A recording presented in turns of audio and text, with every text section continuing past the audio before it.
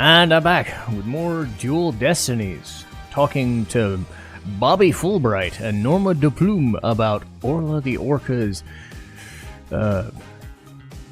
supposed killing of her master and owner, Jack Shipley. Well, let's see what happens. Gonna try and get through this and a bit more of the investigation today. Again, I still have some time later next week to just plow through as many of these episodes to make good as I need to.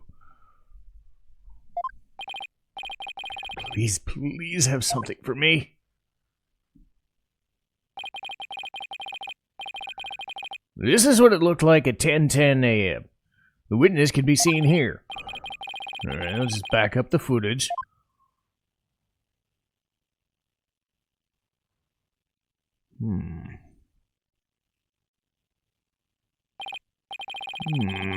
It appears Mr. Plume hasn't arrived. Now to see if I can find something from before this point in time. Okay.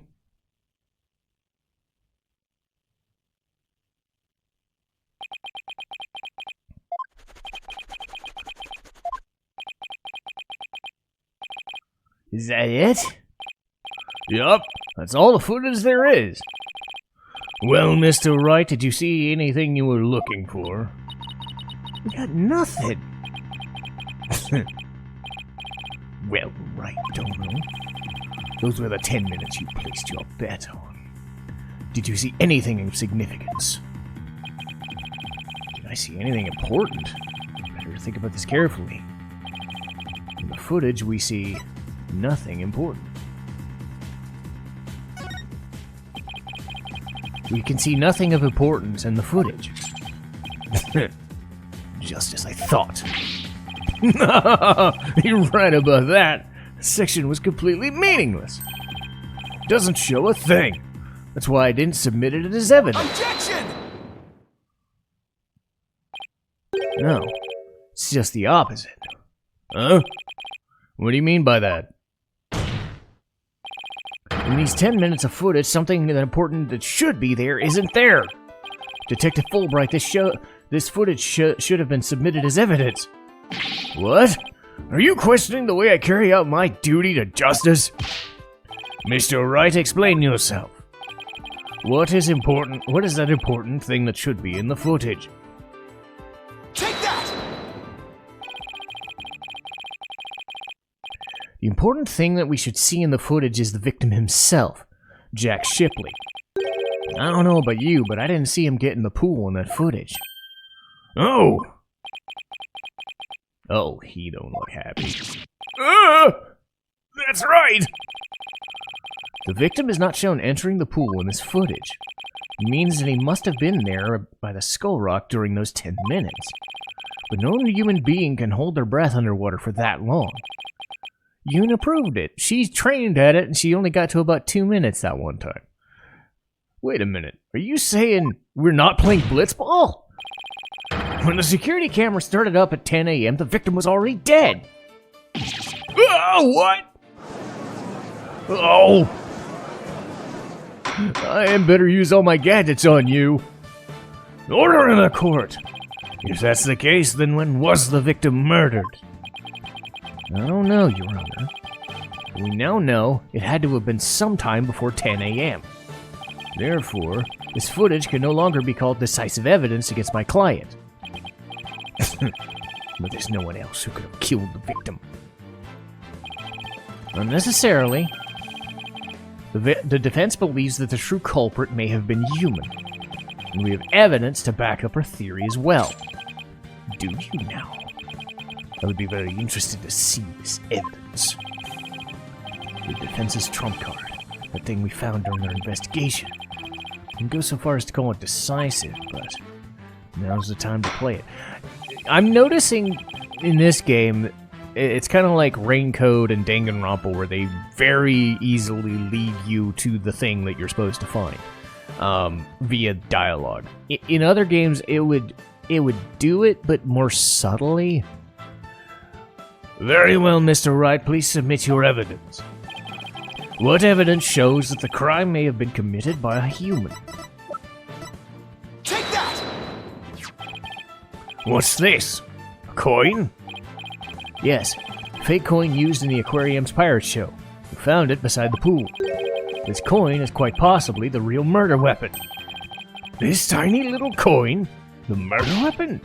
Mr. Wright, if this is another one of your bluffs. As they say, the bolder the presentation, the less confident the solicitor. This is no bluff, and this isn't the only coin. There are 300 of these in all, weighing a total of about 7 pounds. This one just happens to have blood on it. Did you have the blood analyzed to see whose it is? Not yet. But there were coins scattered all around the body, and the victim had a head wound. Taking these into account, I believe it has to be the victim's blood. So, to put it together, we have about 7 pounds of coins by the side of the pool. One of them with a blood stain on it. I think the answer's pretty clear. Your Honor! The defense proposes that the victim was killed beside the pool. The side of the pool? But if the murder took place there, it would be difficult to say that the Orca did it. I realize you're trying to defend your client, but that theory is preposterous. How could 300 coins possibly have been made to hit someone all at once? It'd be pretty easy if they were in a bag or something. And so where is this bag of coins they were in? Unfortunately, we recovered nothing of the sort from the scene. It's possible the culprit took it with them. And they took it? The true culprit used the coins as a blunt instrument to commit the murder. Murder. Yeah. Then they threw the body into the pool before the security cameras showed up. And then they left, taking the bag of coins they were in with them. They got rid of the evidence that points to the human culprit to pin the blame on Orla. That was brilliant, Mr. Wright. You found a way to introduce the possibility of a human perpetrator. Somehow. Let's hope my luck run holds out. I wonder why Blackwell hasn't said anything. The possibility of a perpetrator other than the defendant has now been suggested.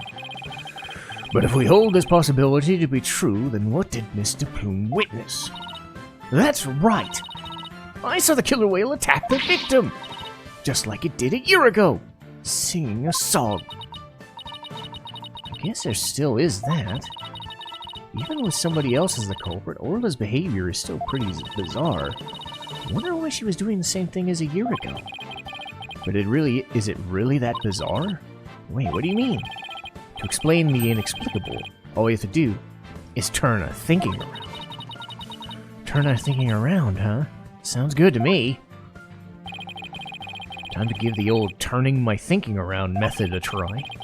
Instead of trying to figure out why she did the same thing, I should consider the results that were produced by her behavior this time around. Orla sang a song, did some headbutts, and hit the victim.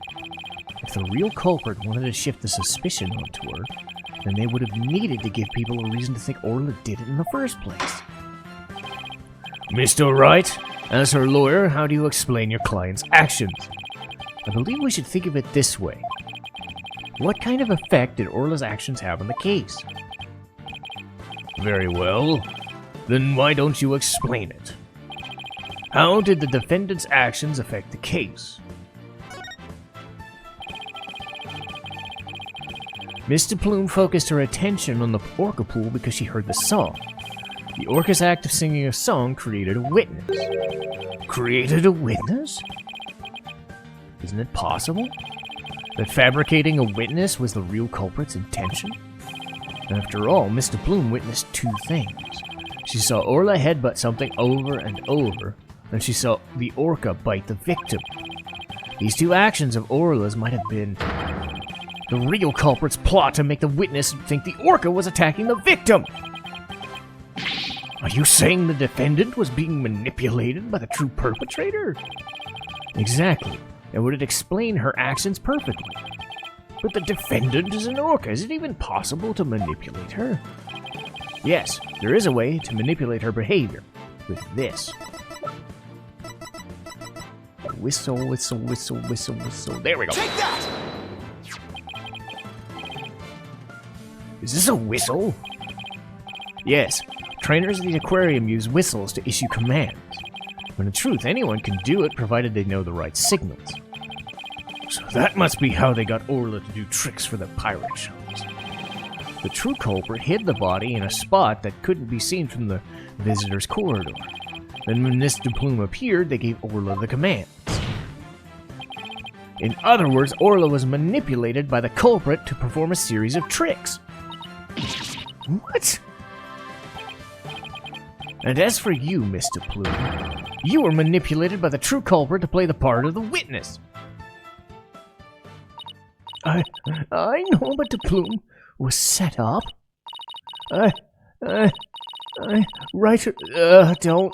Was used?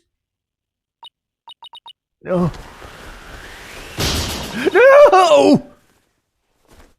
No! Please keep jacket on, please. Mr. Bloom, please do something about your attire. That was one wardrobe malfunction I did not want to see.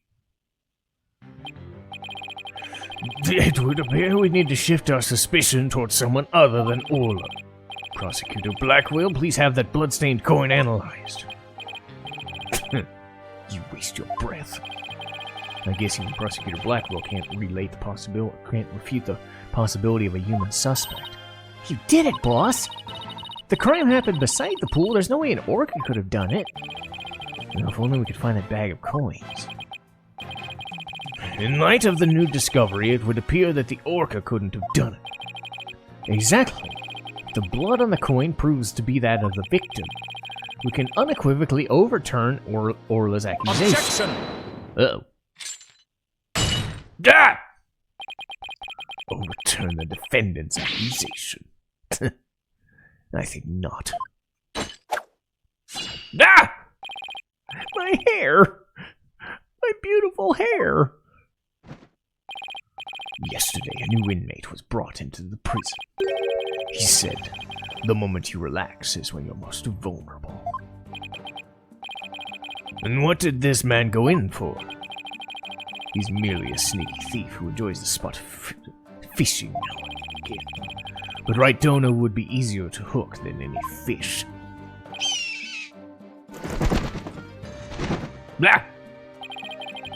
And Hawk sure does love the judge's head.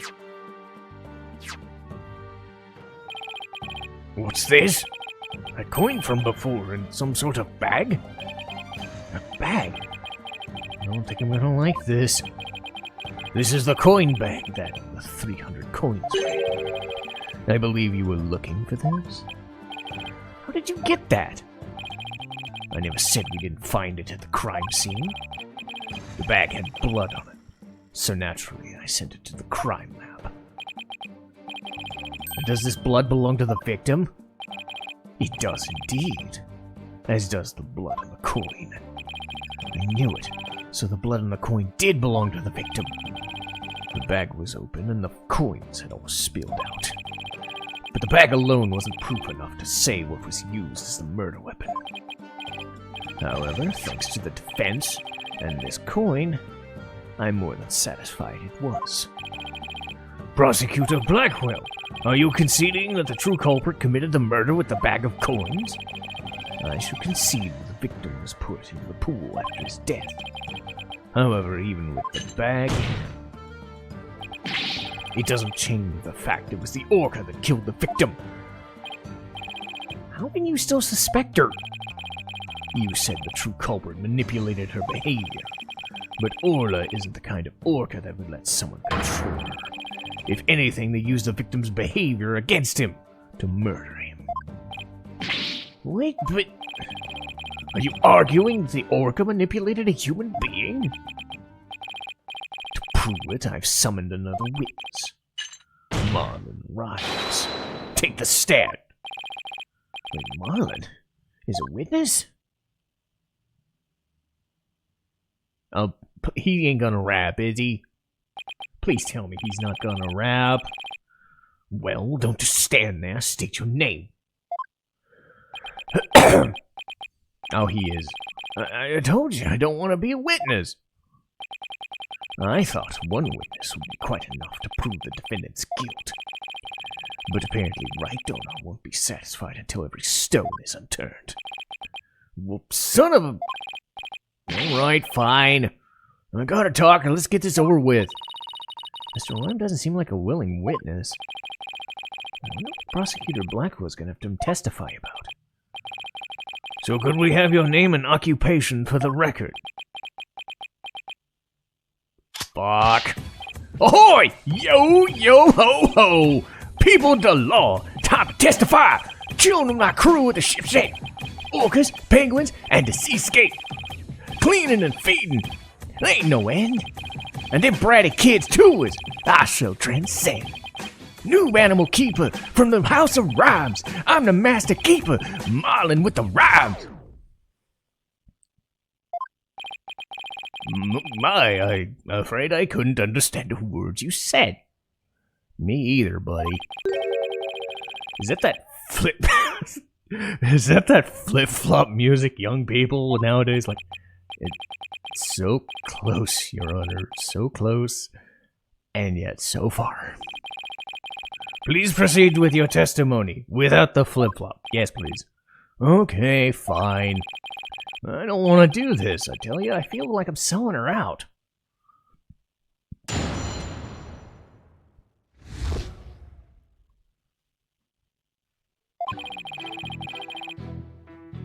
It was about 10:10 a.m. and I was in the staff room. Heard a loud noise from the pool room, so I went into the door to look in. Couldn't see the captain of the Orca, but I saw a bunch of coins scattered around. The Orca knows there's a certain spot people stand to play volleyball with her. I think maybe she knocked down the stuff that was piled there and hit the captain. So that gives us a little more info about the area around the pool.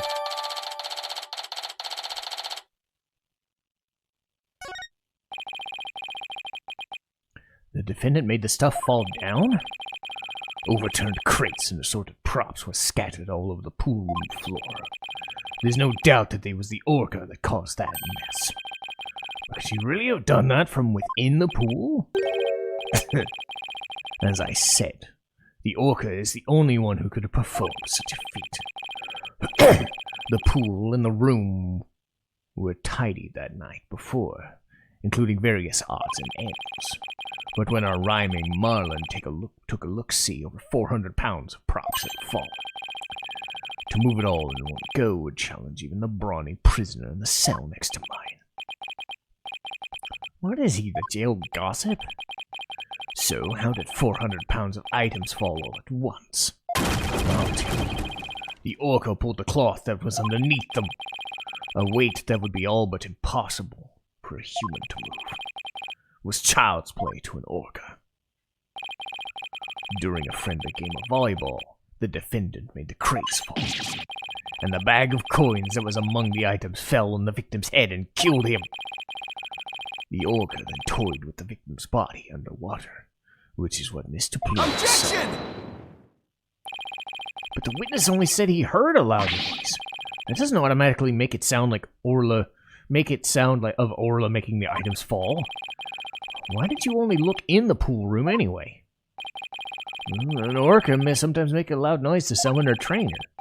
But I'm still a newbie, so I don't have a security card to get in the pool room yet. So even if she tries to summon anybody, there's not much I can do.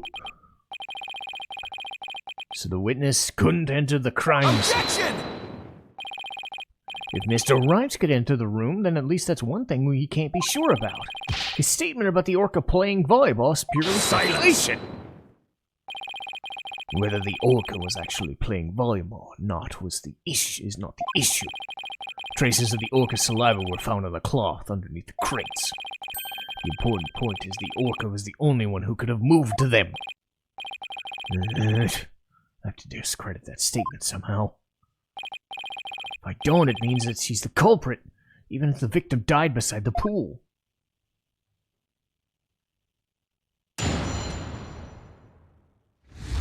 Calendar at 10:10. Okay.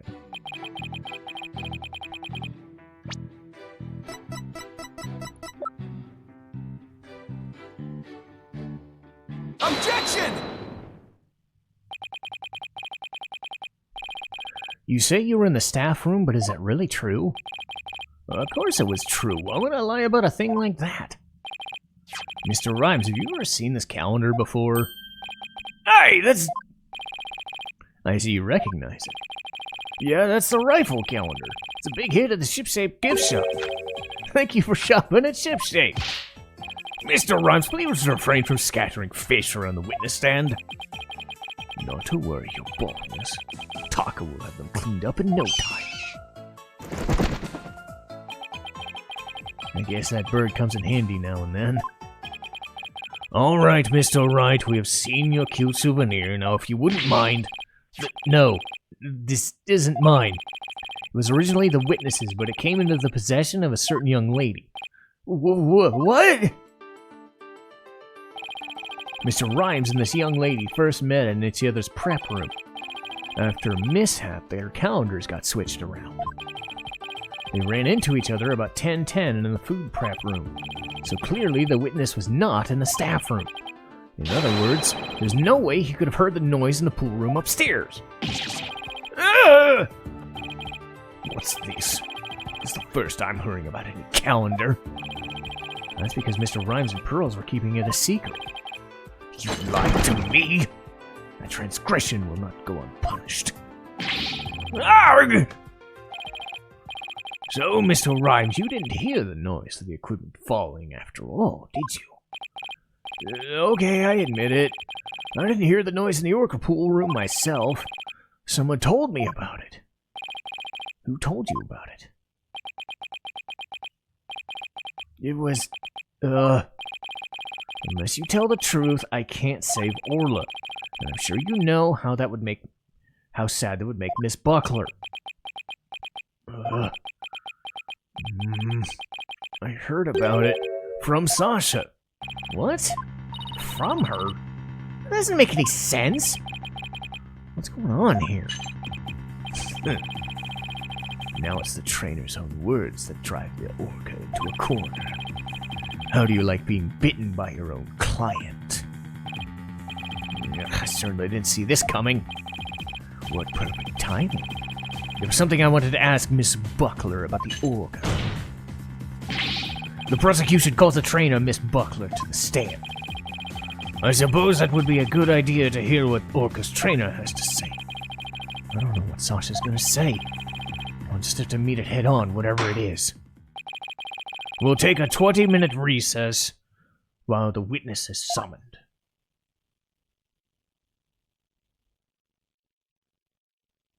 Well, I wasn't expecting this bit. But that works for me, actually. I'll take this as a sign to call it. And we'll get to the end of the trial in the next episode. Unless, let me see. Okay, one statement, two statement. No, that's quite a lot. Let's do it in 2 smaller episodes to get to the end of the trial. That makes much more sense. So I'll take it as a good sign. We can do a short episode every once in a while. It can happen. So I'll save it here. See you next time.